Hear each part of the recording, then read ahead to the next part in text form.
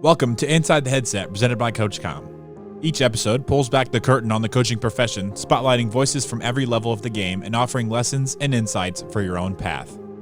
But first, a word from CoachComm. When the game's on the line, your play call can mean the difference between winning and losing. Don't let poor communication cost you the game. For 35 years, CoachComm has been the trusted leader in coaching communication, delivering solutions with unmatched sound quality, performance, and durability. That's why thousands of coaches in high schools across the country trust CoachComm. You put in the hours to prepare. Make sure your communication delivers when it counts. CoachComm, giving coaches the ultimate competitive edge. Visit CoachComm.com to learn more. Follow Inside the Headset on your favorite podcast platform and subscribe to our YouTube channel for exclusive content. If you enjoyed this episode, please give it a like and leave a review. It really helps others discover the show. We drop new episodes each week, so hit that follow button and never miss a moment. Now, let's get inside the headset. Coach, what's going on, man? How you doing? I'm doing well. How are things? Oh man, it's good, man. I felt like I hadn't seen you in a long time, so it's definitely refreshing to kind of see your face and hop on and talk your career. Yeah, definitely. No, I'm excited. When you reached out, I was pumped, and just to talk about it, it's been quite the journey. Something I've been pretty passionate about and exciting to share it. Yeah, no doubt. Let's do it, man. Well, the first question we always ask is, when did you know you want to be a part of this great profession? When I couldn't leave the game, when my playing days were done, and I was looking for other things to fill the competitiveness and found out I wasn't really good at a whole lot of things other than what it was being, football. And my first job coaching high school football in Minnesota, I found myself more excited about getting to practice in the afternoon than what was really kind of paying me from, 9 to 3, 9 to 5, right there after, college graduation. So, it was a small taste, but it was really what lit the fire that says, you know what, I got to do this full time in whatever capacity. And I didn't know what capacity that was, but I knew it was something that I had to pursue because I had the itch, I had the fire, the competitiveness, and I needed to chase that. Yeah. Now you talk about itch and fire, 2-year starter at strong safety, 2010 all conference, led the team in tackles, interceptions with 4, forced fumbles with 2, and 2 fumble recoveries kind of over a career. Yeah, obviously you had the competitive edge, competitive spirit, but that thing comes to an end. And that's actually one of the tougher parts for athletes that we don't really get to talk about too much is, you get done playing and you see your house for the first time at 2:00 as a college student. You're like, what am I supposed to be doing? Where do I go? Where's the help? Yeah. All that kind of stuff. So, you kind of experienced that in 2011. You mentioned the Academy of Holy Angels. I don't know if you said the school, but you had the high school experience. How did you get your foot in the door to kind of at least get a taste of the profession? Yeah, I was living in Minneapolis. I was working a couple of different sales jobs. I had a mutual connect that said, hey, you know what? I know Coach Benton, and Ray Benton, who's at Shakopee High School right now, forever grateful. He gave me my first opportunity, right? I'll never forget that. Be always appreciative. And he said, hey, we're looking for some help. I got connected, went in, sat down with him, and kind of just jumped in and was able to give them everything I had, but more so they gave me more than really what I was expecting.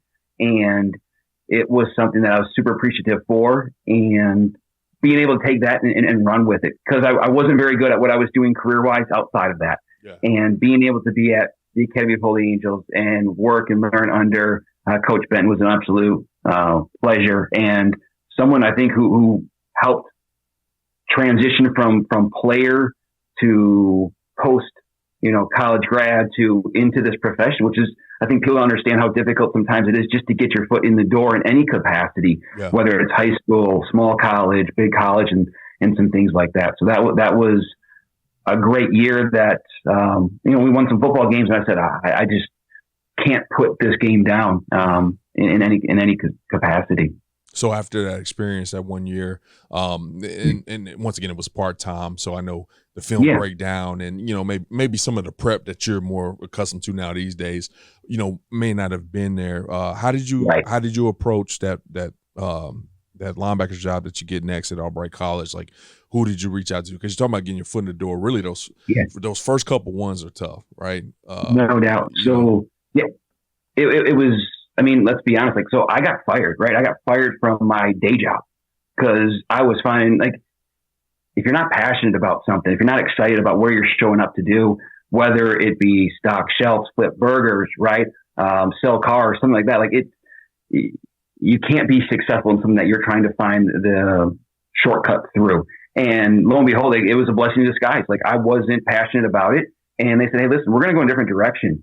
I knew I loved football. I knew I had spent the year at Holy Angels, but I'm like, okay, this is something that I need to do because if it's not something I'm passionate about, I'm not going to be very good. I'm not going to be very committed. And it's going to be something that's going to end up not being a successful story. So I'm on the curve, right? I coaching at Holy Angels, but I'm like, listen, I got to pay bills. I got to find something able to do this more full term. So when you're just out a year, you have such a limited amount of contacts. So I went right back to those that I had just got done playing for at Winona State. I didn't know anyone else. Who else was I going to reach out to with 6 months of high school experience, right? And so that staff was super supportive. They were able to kind of connect me some people. And we had someone on staff that had prior experience at Albright College. Said, hey, reach out. There might be an opportunity there in a very limited intern type quality control role, but it's like you said, it's going to be your foot in the door.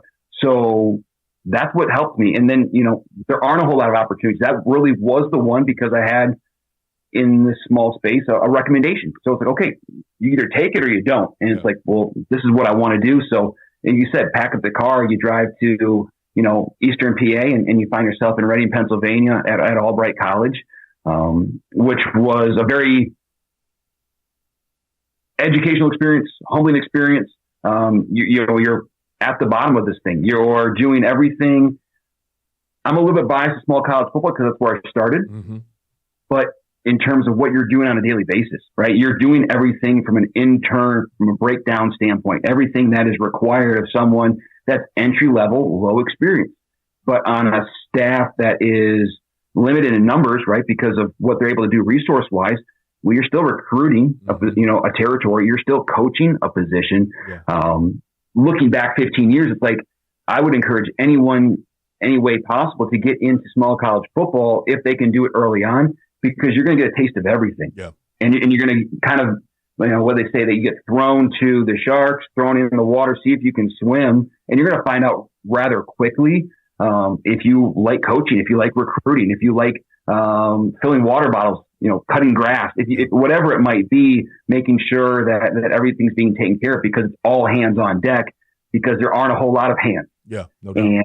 And I walked away with that going, this has been an incredible experience, and that just fueled the next, transition, the next stop, and wanting to pursue it at the highest level. Yeah, no doubt. And I love the fact that you highlighted that, small college football GA intern experience, because that's how I started Division II GA, and I was the receivers coach, and I made decisions. I was over a section of the special teams, and yep. I got in front of. I got to run meetings. I got to get in the car and go learn how to recruit, and unfortunately, that was rough for the first time because I didn't have any practice. And obviously, you get an opportunity to go GA at a big P5. You don't get some of those experiences. You don't have a running backs room, and it's been some rare cases where some guys end up like that. But man, you miss a lot. And then kind of add on to your point about some of the other things is, I think you learn to appreciate that when you were like, man, hey, I remember when I had to go get the buses every week, and also have my receivers ready to play. That sucked. So DFO, I appreciate you, brother. I know how nerve wracking it is to make sure your buses are going to be there. My favorite story, briefly, is, sometimes at these programs, there's like a JV roster. Yeah. And it's a developmental program. It's huge for the program long term. But a lot of times as a low-end entry-level assistant, like, you have those responsibilities. Right. So we played a JV schedule, 6-7 games on Sundays. And you still have all of your regular responsibilities as the linebacker coach, as the position coach, to get ready in order to prepare your position, but to make sure that you're accountable for your offense or your defensive coordinator, making sure he's got, first and second down run reports, pass game concepts, things like that. Oh, by the way, you're on the bus to somewhere in the middle of Pennsylvania because you're coaching a JV game at 3:00 in the afternoon. Right. And then you got to get back, but you don't get more hours. You're still 24 hours in your day, and practice is still Monday, and lifts are, early morning and things like that. Right. So, trying to be in two places at once and manage time and handle that stuff. And I will always be appreciative. You're absolutely correct. Yeah. Now, one thing that I think can be eye-opening for some people, once again, I've talked a little bit about your playing career, and you get that itch, like, man, I want to stay around the game, and then you go and coach. And it's football, and there was a safety out there, and you could probably help them out better than anybody from your experiences. But like those other 23 hours of the day is so different in regards to, I'm up at 6 a.m. breaking down film, maybe getting coffee for the head ball coach, lining the fields, all these kind of things. Was any of it discouraging, especially, you've been 23, I can imagine somewhere around there, 23, 24 years old, getting in the car, packing up, and you're in the middle of nowhere, Pennsylvania, doing this job that's just so foreign to you. Yeah, I think that's you're in a different location. You're around a different part of the country, so that you have some different people that you're interacting with. I think it's been the blessing in this whole thing as well too. The parts of the country that I've been able to touch, the people that you've been able to interact with are different than sometimes maybe those that you grow up with in your community, depending on where you're from and things like that. But there's no dollars, right? That you're counting pennies, nickels, and dimes. And you're going, okay, well, if I break this down hourly, if I break this down wage-wise, well, you'll go crazy trying to do so. Yeah, don't do the math on any of that stuff. But you better find out, and it's conversations I'm having now with some younger coaches on our staff. It's like, you figure out it's very little football, right? It's very little scripted, inside run. It's very little game planning and calling plays on Saturday and things like that. There is so much more that goes into this to making sure that guys are going to class, guys are on time for meetings, we're accountable in the weight room, and we're doing everything program-wise to be better today than we were yesterday. And it's like, you better love, and I think it's cliche, right? The process, right? Because there's so many practices, there's so many lifts to every one football game on Saturday afternoon. And if you're just chasing Saturday afternoon, that high noon kickoff, right? Or that 7 p.m. kickoff, like, you'll go crazy because there aren't enough of them. No. And it comes and goes so quickly that if you don't get excited about inside run on Tuesday on an 8-play script, about fitting A-gap power defensively, like, you will very quickly find yourself frustrated, disappointed, and probably outside of the profession. So it really just allowed for me to immerse myself. I felt I always had been a student of the game, had always kind of been film junkie or just absorbed in so much of the game. But it's like, wow, there really truly is so many levels to this that you're able to, and then see, like, are those different areas that you enjoy more so than other? As a player, you never recruit. Do you like being on the road? Do you like interacting with high school coaches, being in those different high schools, those areas, having those conversations? Because you can't really have back end any of that stuff, especially 15 years ago. You don't recruit, you don't coach, right? You don't play, you're not retained. Right. And especially non-scholarship football, like, what are you putting in front of someone other than your trust, your relationship, really the foundation of anything that is trustworthy in communicating and things like that. Yeah, that's big time, man. So after 2 seasons of kind of dipping your toe in the water, really realizing this is something you want to do, you take the GA role at South Dakota, right? So I'm going to kind of make sure I name the states that you're at, because I think when this thing's all said and done, for you to be 38 to 40 somewhere in there, all the spots is amazing. So you take this job at South Dakota. How did that arise? And how did you end up on the phone to even take that opportunity? Yeah. So the defensive coordinator at the time at the University of South Dakota was my defensive coordinator my last year playing my senior year at Winona State. Okay. He had a defensive line coach on staff, Marquise Williams, who was my positional GA my senior year playing as well too, right? So it kind of comes back to those relationships, comes back to those people, that small circle of connections. Because now, great, another 2 years in the profession, but it hasn't grown significantly outside of Minnesota or this, small, Eastern PA region with Albright College. So I'm able to join them in the spring of 2014 in a role that is a GA, but again, 12 years ago-ish, right? Still some limited staff. So I'm coaching the safeties as a GA, and then you take on the video coordinator role, which is my ultimate, I do not have enough appreciation for those that are video coordinators, right? Like, this is, and there too, it's like, we're not paying guys to video, right? These are volunteers. Yeah. These are maybe some students on campus that want to be involved in the game, or it's an injured player who's already pissed off that he's not playing, he's not practicing, and coach is roping him into going up into the rafters or the high, and film practice. And then you're trusting him in order to do so. Otherwise, it's your back end, right, that evening or the next morning when a clip or a snap is missed and things like that. Yeah.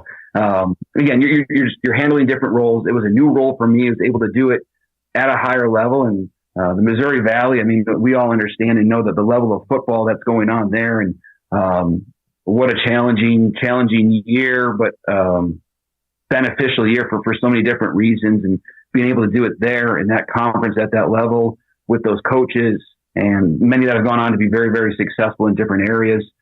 But a really, really good year. And then I was actually able to pursue and finish my master's degree as well too, which was very important to me, to be able to put that achievement, because you never know, like, how long is this profession going to last? Absolutely. And I always encourage those as well too. Like, if you can pick up some education, right? If you can kind of put another bullet in the gun, right, for lack of better terms, to, make yourself as diverse, flexible, moving forward, because there are some jobs in some states that require a master's degree, Absolutely. Right, based on those systems or the school systems that they might be in. I know in Minnesota, for example, I want to be as hireable as possible, so let me go obtain this. And fortunately, I was able to do that. Never thought I would be able to do that. And now being able to say, you know what, like, that sets the bar a little bit higher for my family, for my children, and some things like that as well too. And something that was very important while going and owning that GA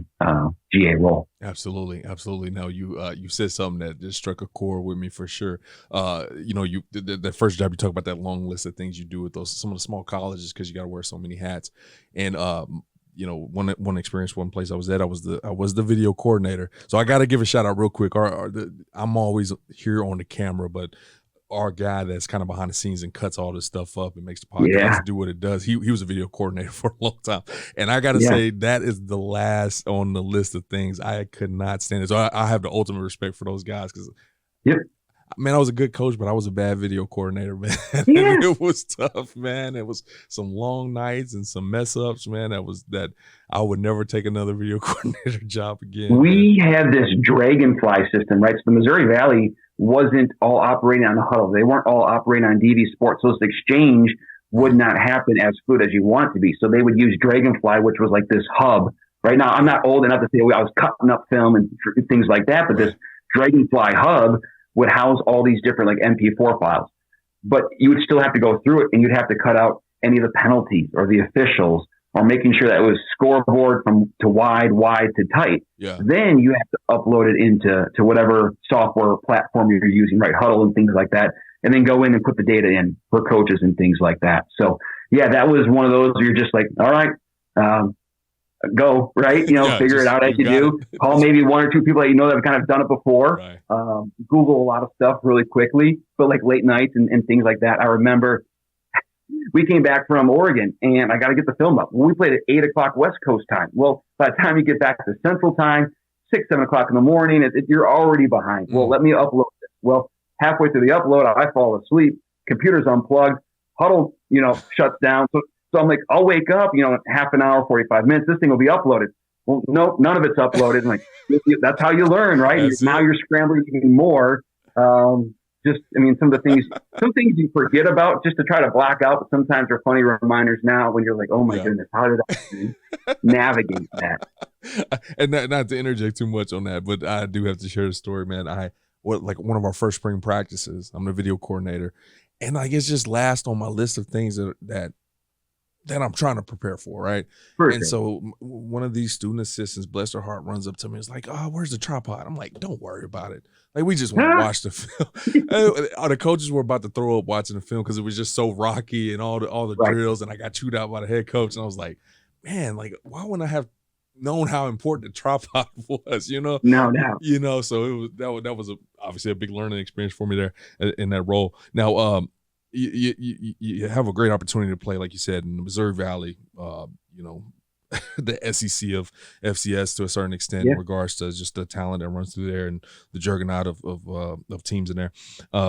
Man, after that experience, you do another year of graduate assistant, but you take it over to Florida at FIU. Yeah. Once again, now I guess it's a good opportunity. Like I keep highlighting the small college, entry level positions and the opportunities that come there just to be so diverse. Now you get to FIU, it's a little bit different, right? It's the FBS program. What you can do changes. Just talk a little bit about that and that change for you. Yeah. You find out really quickly what your focus needs to be, what your focus should be. Right. First practice, I remember, I have 4 years of coaching experience for what that was worth at the time. And I go out there and I've got a whistle and I'm ready to go to practice. And the defensive coordinator looks at me and goes, "You're not going to need that. You ain't going to use that." Okay. So yeah, I'm not here to coach. Right. And not in a negative way, but it's like you find out what your role is in very much of a support role. Right. And what you can do then at that time. So, working with the linebackers, working with the defensive coordinator at the time, and then just, trying to be one step ahead. I think that was, having a relationship where you could be able to anticipate whether it was, something in practice, whether it was in the meeting room, whether it was in a game plan, it's a defensive staff meeting or something in terms of being one or two steps ahead of the defensive staff, the defensive coordinator, would make things go so much more smooth or it would be much more efficient. But yeah, you're setting up cones early on because if you don't have necessarily that relationship, you have to earn that trust. You have to earn whatever it is that you're going to get. And it might be an inch today. It might be an inch tomorrow. You try to stack some of those good days and that trust and build that quickly. That's the hardest part, right? Is you don't have a lot of time sometimes to establish or develop trust with a coordinator or a position coach because they're already pulled in so many different directions. They're so much more focused on the responsibilities that they have getting a position group or a unit or something done defensively, that you have to be so self-sufficient. And I think I always look back and I said, I learned how to interact with players and be able to run a meeting room and do some of those things at the lower levels. I really learned some different organizational things from my time at FIU, understanding how that it might not be X's and O's as much as it might be staff management, being able to communicate as the defensive coordinator with a position coach, how to plan meetings and installs, be able to take that to the field, then come back to be able to review that stuff, make adjustments, and just to do things at a very detailed level and then do so very efficiently. And so many things at FIU prepared me to kind of take my next role, but it was an experience. It was drinking out of a fire hose. I've said that many times before, but you're not the only one doing it, right? There's a GA on offense or maybe on special teams or things like that. But it's not like today where there's like 12 analysts. Yeah. There's, 4. It's you and our D-line GA. And we had to figure out how to get drawings done in Visio and uploaded to PowerPoint and making sure that these were then, placed into Exos or DB Sports. So, when coach walked in, you handed him, the cowboy and it's roll. And if it's wrong, it's your back end at the end of the day. But my favorite story, I lived in the office, right? My stipend, you're in Miami, right? So your stipend is your stipend of $800 a month. You're not going to find a lot of places to live in Miami. And if you do, you're not going to be able to eat, right? So I bought a one-way ticket. They lost my luggage on my way to Miami. And the first week, I don't even have a toothbrush. But I don't have a car to go to the store to get a toothbrush because I bought a one-way ticket, right? Yeah. And I don't have a car or things like that. So, but yeah, for my 14 months, it was, blow up the air mattress, right? And sleep on in the GA office. I'd hear the keys that would unlock, the door down the end of the hall. And I knew that was time to deflate the air mattress, roll it up, put it behind my desk because I knew there was something that was going to be on my plate there shortly, probably the next, 15, 20 minutes. But I enjoyed it. I mean, you got to buy into it. I feel like I had my own laundry service. I feel like I had my own private gym. Coaches would leave for the day, and I'm like, yeah, I'm going to go down to the gym and work out.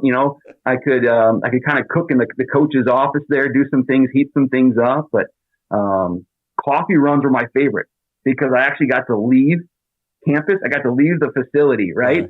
And, I borrow coach's car so I could go to Dunkin' Donuts And then I would just drive in. I'd be like, all right, I'm going to work today like everyone else. Well, I woke up at work. I just tried to block out the fact that I was there, half an hour earlier. Right. And it's like, I go looking and I'm like, yeah, dude, I'm just going into work. This will be exciting. Well, no, you actually woke up there, half an hour ago. So that stuff was good and a really good experience. But I said that, just really prepared me, really prepared me. The amount of detail was really impressive. Yeah, that's I love doing the podcast because I love seeing you guys and myself when you're telling stories and just be able to reflect on that because I mean you're living it and that was it. I mean that was just how you did. That's just what you did. That's how you survived and the thing this profession goes so fast that you don't get to Whittier and then think, reminisce on that. It's Whittier and that's it.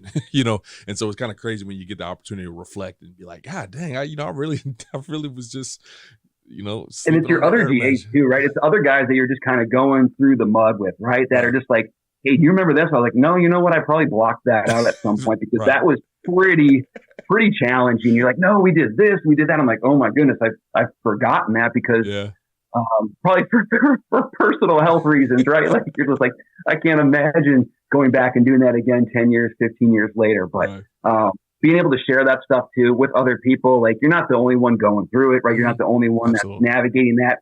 Those that are on staff in full-time positions, they've all done it in some capacity. Sometimes they've had it worse. Sometimes they've had it better, whatever it might be. But you're never alone in any of this journey, which is pretty cool. Yeah.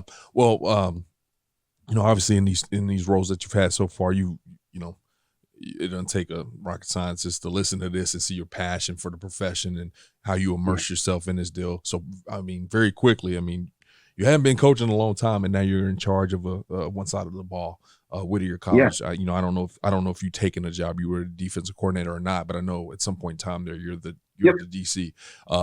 You said drinking out of a fire hose. I don't know if that was your experience there, but all of a sudden, I mean, you go from just running, a few meetings here and there, some of the stops that you were at with 7-8 guys in there, now to running one half of the football and scheme and the schematics and game planning. Were you prepared for that first opportunity at Whittier to be the DC?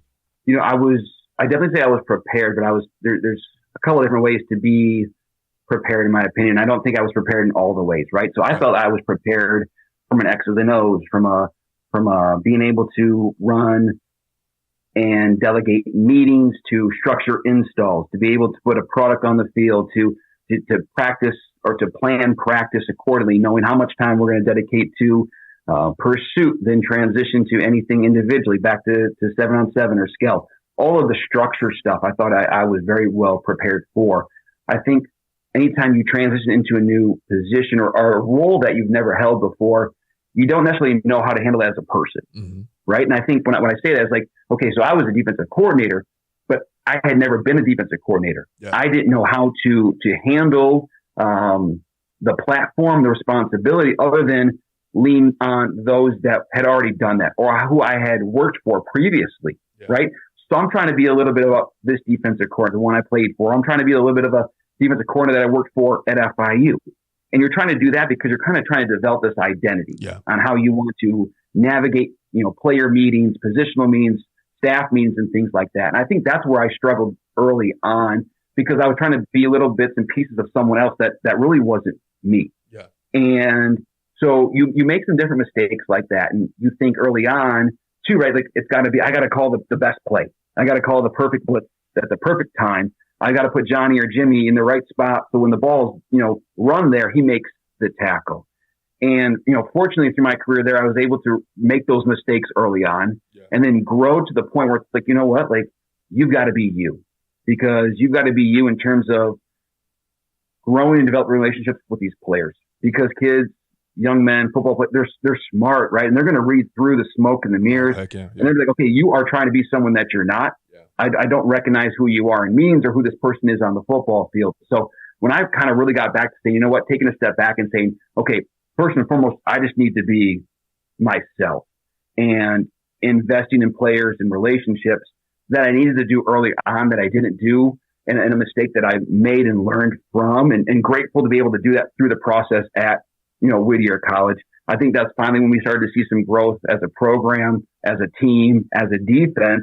And it wasn't about calling the perfect blitz. Yeah. But I knew that Jimmy and Johnny now were going to give me everything because they believed that there was a relationship, that there was a buy-in, that there was a level of confidence that I had in them and they had in me in terms of putting them in the right positions and things like that. So there's so many more things to like coaching a position that there is at coordinating that isn't, Saturday afternoons for 3 hours. Like if someone tells you that they're really good for 3 hours on Saturday afternoons, I say you're probably pretty bad at everything else because there's so much more to it, right? Monday through Fridays where you, I believe, win or lose football games, but it's the relationships. It's January. It's summer workouts and things like that. But an incredible experience for me to really make a lot of mistakes. Yeah. And that's, and I'll be ever fortunate for that. And I think one thing I've shared with people too in this profession is the same guy that hired me fired me. And that doesn't make you better, right? But it makes you a little bit more aware of the reality of the profession, and knowing not to be selfish, but you got to take and maybe look out for yourself a little bit more than maybe you had before. Yeah. Because that it's unfortunate, but it was also the blessing that I needed to kind of take the next steps in my career post Whittier as well. Yeah, absolutely. I was going to ask something there. I'm going to ask both questions here. First things first, I think it's hard for people, period, to change, right? To adjust. Yeah. All right. I think it's even harder. And I think it's less talked about how you identify that you need to change, how you identify like, man, hey, I'm not being myself. Or, when do you look in that mirror and you come to the conclusion that I need to make these adjustments? When was that moment for you when you were kind of like, okay, I'm struggling a little bit in these areas. Let me take a hard look at myself and make these adjustments. And these are the adjustments that I make. Like, how did you handle that? I think it was when I wanted to be able to go to bed at night, lay my head in the pillow and not have any compromises for who I was as a person. Right. And kind of like a little self-integrity in terms of like, you know what, we might win, we might lose. This might work, this might not work, but I have to really, truly be who I am in this. And I think I got to the point where I wasn't very proud of like the hearing myself or the interactions that I was having. But it took time to be really self-aware of those. Yeah. And where I felt like I had always had a strength early on, whether it was as a player, as a teammate, right? Or early on in my career at some of these other like entry level positions, I always felt like I had very good player rapport, right? Able to connect with a number of different guys. Yeah. And when I was struggling to do so as a coordinator, I said, well, this game hasn't changed. Players haven't changed. Yeah. Who changed here? Changed? And it was me, right? And that's where it's like, okay, take a step back because if you're the common denominator, well, you need to take notice and be like, okay, that's what needs to change. 18 to 22-year-olds are 18 to 22-year-olds, right? And if we were going to be successful, it was going to be because I needed to make a change in terms of how I was handling some of those situations. And it wasn't coming from a place of negativity, but it was, I was so passionate about being successful or end goal driven that I got lost in all the little pieces, all the little wins along the way, and knowing that it was going to take people to get there versus, like I said, having the perfect play call and things like that. Absolutely. I appreciate you answering that. And then the second part, I didn't know that's how your departure was from Whittier. And, the reality of it is that's a part of this business, point blank period. If you don't go, if you hadn't been through it, it's coming. If you stay in the profession long enough, I've been fired. It's tough. You hate it. Those months in between were awful, all the stuff that kind of comes along with it. Now, as you had the opportunity in DC for 3 years, did you see this coming? You said it was the same guy that hired you. He let you go. Was there a point in like week 3 where maybe you gave up some points and you're like, oh shit, this is going to be tough towards the end of the year? And this is a part of it too that I think is important is we had a very good professional relationship. We had a very good personal relationship. Yeah. I think there sometimes needs to be a separation between the two. Okay. We would be very comfortable outside of the office, right? In terms of like, we'd hang out and, we would do things that were, enjoyable, like, hobbies and different things like on the weekends and stuff. And that was great. But then I think when it became time for like difficult conversations in the office, that was hard for either probably one of us to have. Oh, for sure. And so there really was no kind of separation between, personal relationship and professional relationship, which one of the reasons I took the job was because of the personal relationship. I knew that I was going to go work in an environment that I was going to be very excited about being in. And it was going to be with people that I enjoyed being around, because you work too many hours and time not to be around people that you don't like. Absolutely. So I knew at least I'm going to be excited about being there as many hours as I needed to be. But at the end of the day, he's still responsible for the program, right? And if he's not in a position where he has or can stand on the table for me, then it's like, you know what? I ultimately, we had to go in a different direction. Yeah. And I have no ill, feelings towards that. And I look back on it now and say, man, like probably the push, probably the nudge that I needed to take the next step in my growth, right? In my profession. And I kind of used it and said, hey, because then you really kind of start to doubt yourself. You kind of say, like, can I coach? Is this for me? Like all of those negative things start to fill yourself because you're going, okay, I've done this for a while. It's been good. Not really great right now. Is this a turning point when it says, you know what, is it something else outside of football? Or do you take on the next challenge saying, you know what, this is an opportunity to grow personally, grow professionally. So as difficult as it was, like I look back now going, my goodness, like I needed that. It needed to be a separation. I needed to go take the next step. Yeah. And so when you take this next step, your next spot is, and remind the crowd remind our listeners where Whittier is. So Whittier's in California, Southern California. Okay, so you went from Florida to Cali, clear across the globe, and then after those 3 years, you take the job at Oberlin, which is in Ohio. Yep. What was the difference between taking that defensive coordinator role as a first-time defensive coordinator, and how did you walk into that Oberlin role after having the experience and the lumps and the growth that you had? Yeah, much more on an eye-to-eye level, right? I think now that I had taken that next job in a similar role, similar capacity, now I was doing so with the learned behavior, with the learned experience. And the approach was significantly different, but it was significantly, in my opinion, better, right? It was all player focused. It was all player driven. It was all relationship based. And we were going to be young. We were going to be a new staff. I knew we were up against some challenging opponents, and it was going to be a little bit of a Mount Everest climb, but there had to be buy-in, and it had to come from myself and players and relationships, and it was a blast. Back up, it was the first year of COVID, so we navigated that, which had its own challenges, but being able to really make it player-centered really gave me the enjoyment that I probably had lost probably the last 2 or 3 years at Whittier, because my focuses and my drive, my end goals were a little bit different than they were prior to getting to Oberlin. Okay. Now I'm gonna hit an awkward timeout here in the podcast, and I'm gonna ask you this question. I know you're married with the little one. I don't know if you have older ones, but I know at the very least you got kids now. When did you meet your wife in this story? Yeah, I met my wife when I was at Albright, so 2012. Okay, so 2012. So she's been a part of this madness for up into the story. So she's been you met her in Pennsylvania. Yep. Did she come with you to South Dakota? No. She stayed, okay. She stayed in Pennsylvania. Then she stayed in Pennsylvania. You go to Florida? Yep. I'm assuming she didn't go. So she moves, and we'll joke about it, but she moved to Florida for a job, right? But she took a job with the Dolphins, and what a blessing for her to experience football in her personal or in her professional, right, focus. So that was great for our relationship. We were 45 minutes apart from each other in Florida, but really didn't get to see each other other than when she could come down on Thursday nights for quote unquote date night or things like that. But she would read me on Saturdays. She'd read me the play-by-play, right? So she'd read me the play-by-play so I could break down the film, because she knew as soon as we got done with the film, then we could go and spend our time together. So she knew run of 5 yards. She knew pass incomplete, pass completed for 12 yards, allowed for us to get through the breakdown of the game. And then she had her own games with the Dolphins on Sundays.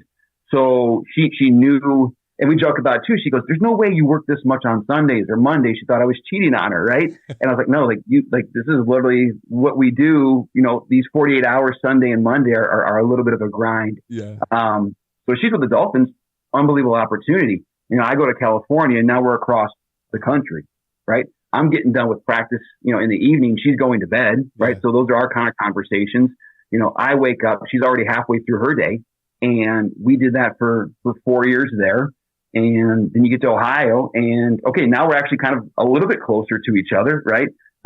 Cleveland-ish to Philly. She takes a job with the Eagles. So she's kind of closer back home right now, still in football. And yeah, this is what we've navigated now, 13 years, married for 3. She planned a wedding. I went to Calgary and worked with the Stampeders a month before our wedding. I left the country. So you talk about someone that's all in. Yeah. Yeah. And I think it was really good for our relationship. I think for us to go through some individual trials, areas of struggle independently, professionally. Now we're in the situation you're raising a daughter and you're just like, we just get shit done, right? We just, because that's who she is, that's who I am. And anyone that's pursuing a relationship as a coach, whether side or they're on, it's like, you got to find a really good teammate. Mm-hmm. You got to find a really good teammate because that's my best teammate I've ever had. Yeah. And we're able to accomplish what we need to, or I'm able to accomplish whatever I want to because of her and because of that strength that we have and what we've gone through relationship wise. Yeah. I kind of felt that, if she was involved in some of this stuff that you can't do anything but have a strong relationship with the amount of moves, the locations of the moves, the frequency of the moves. And then for her to kind of have her own football world as well. There's some give on your end as well. Sundays you got to support her to a certain extent and see check the Eagles score sometimes where so here's the thing, right? Like she goes and works with the Eagles. They win a Super Bowl. So now there's one Super Bowl in our household, right? And I don't have, right? It's hers, right? So she'll bring out the ring anytime she wants to one up me on something like that. I'm like, my goodness, go figure. Good for her. Well, that's awesome, man. That's a huge part of this whole thing. All this football stuff and the moves and the things that happen and the growth and all that kind of stuff. But if you're in this profession, because although this is a lot of movement. This is not that unique, right? There's other people that have made these moves. They've bounced around the country and all that kind of stuff, and having a good partner and introducing them to the profession in the right fashion is important. Now, you get there to Oberlin, first year's COVID, so you kind of juggle that, and then I believe what year did you do 35 on 35? I think this is the time frame that you applied. I think this is when I met you. Was during this time. Just talk about, I guess that year, we're going to come back and talk about AFC 35 and 35 in a bit, but, just talk about that last season there and then the transition to Bates and kind of everything that circled around that movement. So really my first experience there with truly like a high academic institution, right? And forever grateful for that because it just exposed me to different conversations that I hadn't had the previous 8 to 9 years in my career, a lot that were, student athletes. Okay. Yeah. Go to class, football, things like that. But the driving force behind the academic side of things and the individuals that we recruited, the individuals that you had conversations with, the individuals that, were in your meeting rooms, were in your position group, and playing for you on Saturday. It was a completely different approach on who these student athletes were because there was a higher intellect. And it's not a knock on someone at a different institution, but these guys are here for a little bit, some different reasons. Absolutely. They have some different passions. They have some different plans post-graduation. Yeah. I was a state school guy. Like I was like, okay, you go play football. I didn't know what I was going to do afterwards.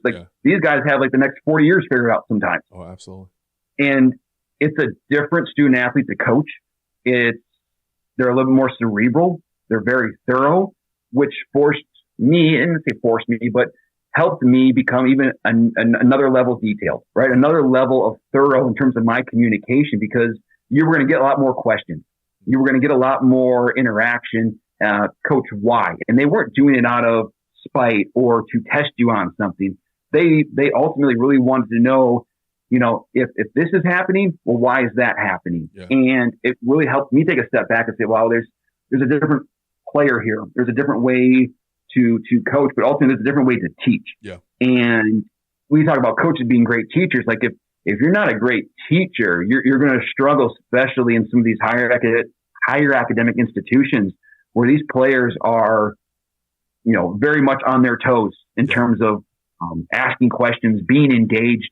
They study film a little bit different. They're a film junkie, but they're doing it a little bit differently. That may process for them. And that was a really cool experience just to work with a really different type of student athlete. Yeah. I spent my last season was at Davidson College over in North Carolina. Oh yeah. And it's a high academic, FCS non-scholarship program.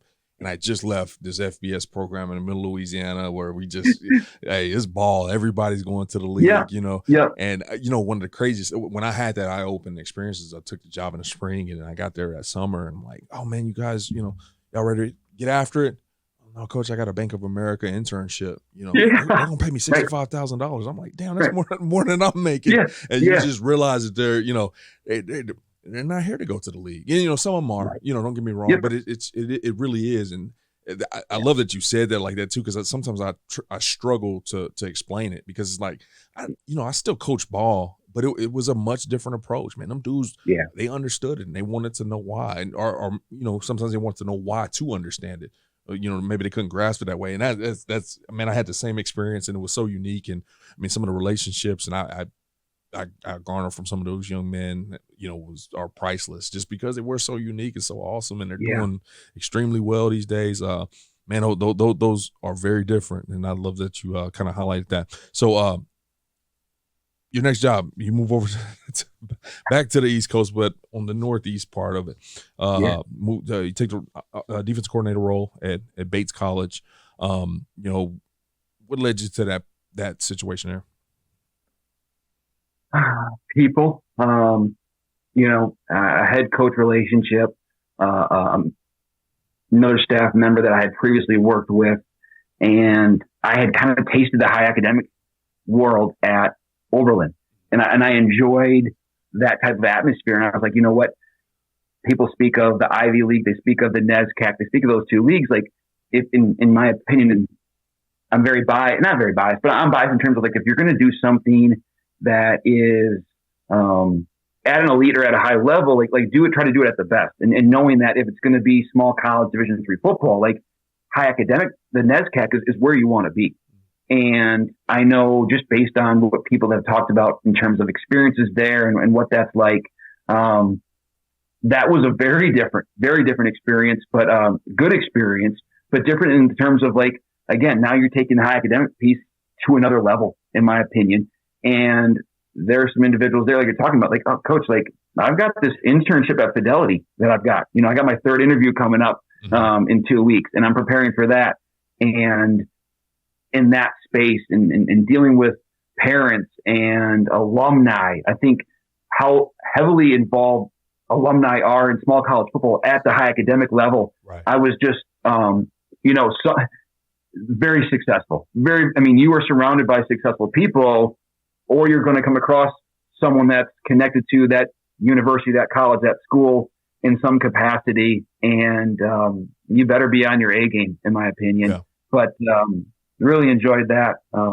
Just a different league. There's some different rules. I don't know if people know about that, but like you kick off from the 40-yard line. So yeah. Oh yeah. Division III football had played 9 games, had no postseason eligibility until I think just recently they passed that with the Ivy League to go play in the national playoffs. But I was like, this is a little bit of a different beast. The kicker's out there and like, hey, listen, like you're the 35. He goes, no, coach, it's the 40. I'm like, it's the 40. Okay. That's new to me. Right. But yeah, really and just a really good, and I work with so many really good players, so many good people, coaches. The hardest part about leaving Bates was the people by far. One of my most enjoyable experiences, top to bottom, staff wise, athletic admin wise, people that were just committed to the entire like college student athlete experience. And knew that you were dealing with some high level individuals was great. Was a lot of fun. Absolutely. Now, your most recent current job here, you take the co-defense coordinator role, Long Island, move everything over to New York. Now, this job is unique in regards to, this is the FCS full-time job, and you got the co in front of that defense coordinator. How after all the years of running it, you were a coordinator for the last 3 spots you were at. How was it to kind of take that co-coordinator role and share that title with somebody and the responsibility with somebody? Yeah, it was good. And kind of the backstory on some of that stuff is, my first year there, I'm working with the secondary. Kind of going into the second year, it's the co-coordinator role, and then you're just taking on a little bit more responsibility. But you've got someone to bounce ideas off of, right? You don't have to be the guy that's ultimately making some of the decisions, but there has to be a really good working relationship. Absolutely. And then ultimately, too, like there has to be a hierarchy. I believe in that, right? Not that someone can, speak down to you or hold you to a lower level, but like ultimately the buck has to stop with someone. Right. And I think as long as that stuff's communicated, it's understood, player, staff-wise, I think it's a good working relationship. And then being able to take a step back into, FCS Division I football was really important to me as I kind of try to take on, a different challenge. And then being able to kind of step back from the full coordinating role was good for me as well, too. I coordinated for 4 years at Whittier, 2 years at Overland. Well, you're at base, like 7 years, like, okay, you know what? There's other ways to do things. If I can learn from someone else on how they do some things, maybe there's a better way, right, to do this. Maybe there's a more efficient way. And then being able to focus more on a position group and kind of be the coordinator of that room, that was kind of more of my focus, which I was excited about. Let someone else be worried about calling it on Saturdays. How can I help support them? How can, I best prepare the secondary, the safety room to make sure those guys are doing everything that they need to be doing. And then, doing so at a level that's playing at a little bit of a higher clip with a little bit of a faster athlete and some things like that. And it was really good. And that's something I was looking forward to, is taking a step back, but then being still able to own a room and still get back to it. Because a little bit of what you lose as a coordinator is you don't get to spend so much time maybe with the D line if you're in the linebacker room, right? You get them in the full unit, but you don't get them necessarily a little bit more one-on-one. I felt like I was able to do that the last couple of years at LIU. Yeah, one of the interesting things after doing this podcast for as long as I have is obviously, these your career can go anywhere, and you get some of these guys who've coordinated before, and they have a situation where maybe they step back and they're a position coach for a little bit, and they had the opportunity to go back and coordinate. And they talk about, man, all those years leading up to my first coordinating position, I felt like I was prepared. You mentioned you were prepared in many ways, and they said, man, it was so nice to step back. And then now I have experienced what I'm looking for. You really know what you're looking at, and you're really able to kind of become a better coordinator that way for the future. And same thing with head coaches. So that's kind of an interesting way to look at it, and something I never really thought about. Now, I've enjoyed this hour, man. You've taken me from coast to coast, and up and down all across the U.S., man. But before I let you go, man, I do want to talk a little bit about the 35 and 35. You were part of that 2022 class I kind of mentioned earlier. Just talk about that opportunity, what it meant to you. I believe you applied a couple times, and ultimately ended up getting in. And I was super excited to get you in. Somebody was asking me who we got today. I was like, man, this dude had one of the best. Man, whatever you submitted was phenomenal. And I just won't forget. I don't know what it was now. I can't remember what it was. I just remember it was good. But just talk about what it meant to you, and why you would encourage others to apply to this. Yeah. So I applied when I first got to Whittier, and I knew, like, right, based on qualifications, when you're able to do so. And I did every year. And I in the last year, you get the rejection letter, right? Every year for the first 5-6 years, right? And that's part of it, right? And I've had buddies that are like, man, like, how did you get in? What did it take? Should I keep applying? I'm like, you just got to keep applying, because I'd rather have timed out, right, than say, you know what, I'm going to wave the white flag on this thing, because I felt like every year I'd gotten closer and closer. Yeah. And I mean, that's part of it in its own regard, right? It's such an elite collection of individuals. When you look at them every year and you're going, man, like, this guy's doing what, where, like, that is impressive. And there's not someone in that room that's not successful in their own regards and doing so with their own story that you're just excited to be around. But I knew, for me, the time that I had spent small college football, that if what was going to be the next big opportunity for me, was it going to be the next big school? Or if the next big school wasn't going to come knocking, right?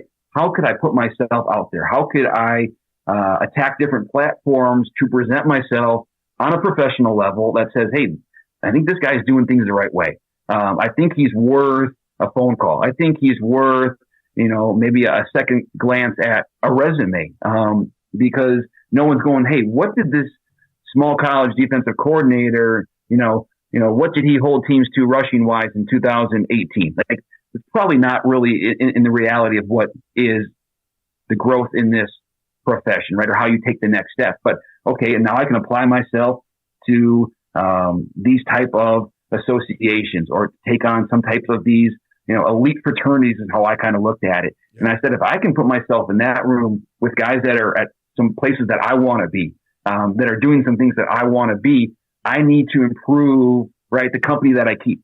I need to improve the people that I surround myself. And it's not a knock, or not shade at the individual places that I've been before, but sometimes you have some guys that may not have the same level of goals and aspirations that you do. Yeah, absolutely. Yeah.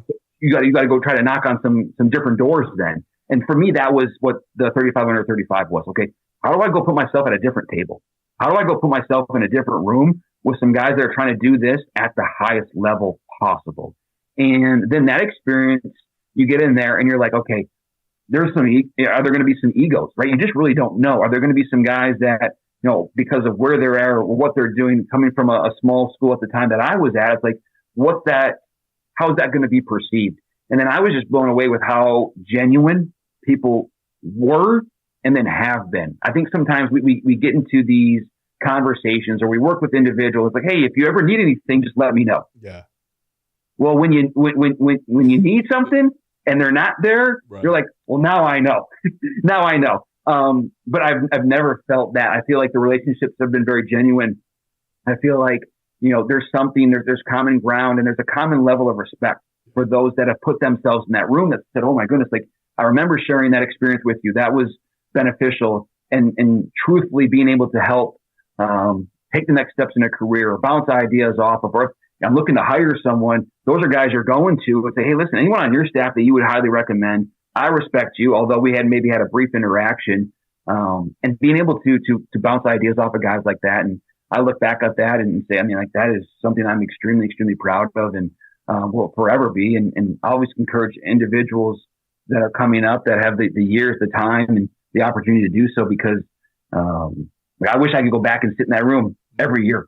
Because I just think it's such a unique collection of people that are going to be successful, that are already successful, that you just want to surround yourself with. Yeah, absolutely, man. And what's been cool, especially since you've been out for a couple of years since you've done it, is I don't know who spoke for your group. I'm assuming maybe it was Franklin. Franklin was there, yeah. And just let it rip raw, let it rip from. Yeah. And I think other things. Yeah. And, now we're at the point where a lot of the guys that were in the 20 class and the 2019 class, they're head ball coaches that, Kenny Dillingham came and spoke to us this past year. He last week he was playing in the national championship, at that time, when, not playing the national championship in the playoffs. And, it's just really cool to see the growth, seeing where everybody is and how they continue to kind of navigate the profession kind of as we walk through your journey here, man. So as you continue to move forward, we'll definitely be rooting you on, man. And we appreciate you elevating our class as you continue to do more and more for our great profession, man. And, hopefully I get the opportunity to hang out with you and holler at you there in Charlotte up in 26 at the convention, okay? Yeah. Definitely. No, I appreciate the time and the platform, and what you guys are doing is unbelievable for the game, and just appreciative to be included in it, be a part of it. And like I said, I can't speak highly enough about what it's done for my career, and being able to interact with individuals like this on a daily basis is really cool. Really fortunate. Amen, bro. Well, best of luck to you, man. We'll talk soon, okay? Awesome. Thanks again. All right, later. When communication counts, trust the headsets trusted by the best. From high schools to the biggest college programs, CoachComm keeps coaches connected and teams prepared to win. Learn more at CoachComm.com. Thanks for listening to this week's episode of Inside the Headset, presented by CoachComm. If you'd like to learn more about this week's episode, head over to afca.com. There, you can access every episode and find corresponding show notes.